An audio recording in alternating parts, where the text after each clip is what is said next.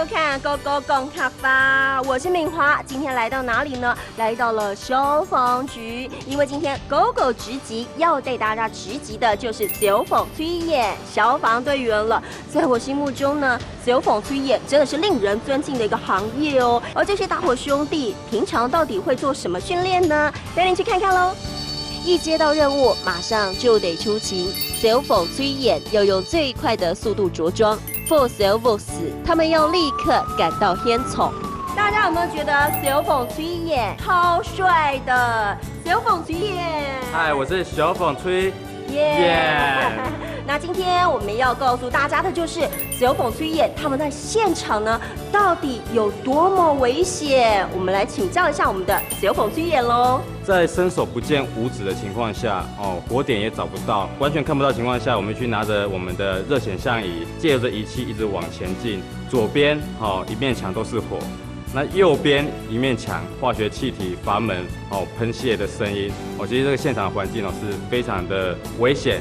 拖着这个假人，别以为轻松，他可是有65公斤重，因为他们永远要保持最后的体力。最辛苦就是我们必须要很长时间的执勤然后我们面对火灾因为没有一场火是一样的，我们必须在最短的时间迅速压制火势并且说有很多种的选择需要我们去判断。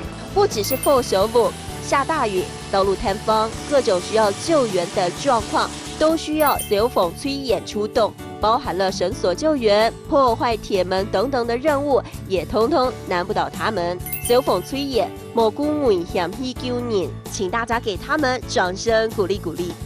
今天教这一节的时候要严肃一点，因为好好的谢谢消防队员。答案了，我们认识新的词，来复习一遍吧。来看第一个词就是消防队员，消防推演，消防推演。第二个呢，来看到就是火灾，火消防，火消防。第三个来学到一整句话，来看到就是消防队员冒着危险去救人。消防队员冒着危险去救人，消防队员冒着危险去救人。